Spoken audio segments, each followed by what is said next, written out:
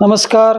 मी आहे जयकुमार माने आणि आता सध्या महानगरपालिकेच्या निवडणुका अगदी जवळ आलेल्या आहेत. सर्वांना माहिती 3-4 दिवसांवरती निवडणूक आलेली आहे.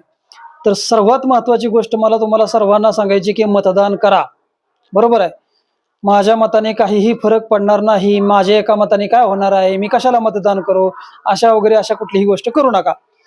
परंतु हा माझा जो आजचा व्हिडिओ आहे तो मेन म्हणजे कशासाठी आहे लक्षात घ्या. मेन म्हणजे मला त्या अ, अ, ह्यांच्यासाठी बनवायचा व्हिडिओ, त्या नागरिकांसाठी बनवायचे जे पहिल्यांदा मतदान करणार आहेत लक्षात घ्या. कारण की आणि जरी ह्याच्या अगोदर जरी तुम्ही मतदान केलेलं असेल तरी काय झालेलं आहे बऱ्याच वेळा की आता काही काही महानगरपालिकांच्या निवडणुका ह्या 10 वर्षांनी होत आहेत, काही महानगरपालिकेच्या निवडणुका 7-8 वर्षांनी होत आहेत. त्यामुळे लोक विसरून गेलेले आहेत आणि काही नवीन गोष्टी पण आहेत ह्या निवडणुकांमध्ये. तर ती काय नवीन गोष्ट आहे मी तुम्हाला सांगणार आहे लक्षात घ्या.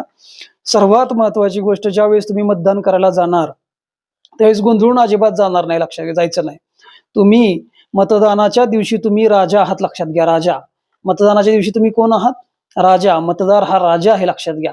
तेवढे एकच दिवस तुम्ही राजा आहात. त्यामुळे त्याही एका दिवसात तरी तुम्ही कमीत कमी घाबरू नका. ज्यावेळेस मतदान केंद्रांवर जाल, ईव्हीएम मशीन तुम्ही बघाल, बरोबर आहे.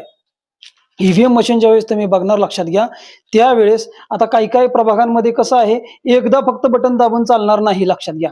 बऱ्याच वेळेस काय होतं, विधानसभेला लोकसभेला तुम्ही मतदान करता, एकदा बटन दाबता, येता बाहेर, संपला विषय. पण ह्या वेळेस तसं नाही. बऱ्याच प्रभागांमध्ये काही ठिकाणी एका प्रभागामध्ये 4 उमेदवार आहेत, 3 उमेदवार आहेत. त्याच्यामुळे तुम्हाला एकापेक्षा जास्त वेळेस बटन दाबावं लागू शकतं. तर तुम्ही काय करायचं लक्षात घ्या, ज्यावेळेस तुम्ही मतदान केंद्रावर जाणार, ईव्हीएम मशीन बघणार, त्या ईव्हीएम मशीनवरचे कलर बघायचे, लक्षात घ्या. काय बघायचे? कलर. ईव्हीएम मशीनवरती कलर कोणते कोणते आहेत हे बघायचं. आता अ, ब, क आणि ड असे 4 एका प्रभागामध्ये 4 उमेदवार असू शकतात. अ, ब, क आणि ड. अ साठी असतो पांढरा रंग, लक्षात ठेवा. रंग कुठला? पांढरा.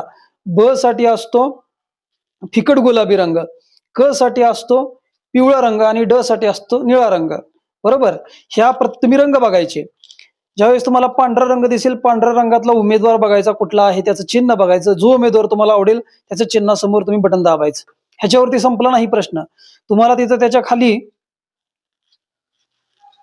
फिकट गुलाबी रंग दिसतोय का बघायचं. फिकट गुलाबी रंगामध्ये लक्षात घ्या, तिथं कुठले उमेदवार आहेत, त्याच्यातलं तुम्हाला कुठला उमेदवार आवडतोय, कोणतं चिन्ह आवडतोय हे बघायचं आणि ते बटन दाबायचं. अशाच प्रकारे क क म्हणजे कुठला? तर तुमचा पिवळा रंग. त्या पिवळ्या रंगामध्ये कुठला, जे 8, 10, 15, 20 जेवढे काही उमेदवार असतील त्या उमेदवारापैकी तुम्हाला कुठला उमेदवार आवडतोय त्याच्या समोरचं बटन दाबायचं आणि तशाच प्रकारे निळा रंग.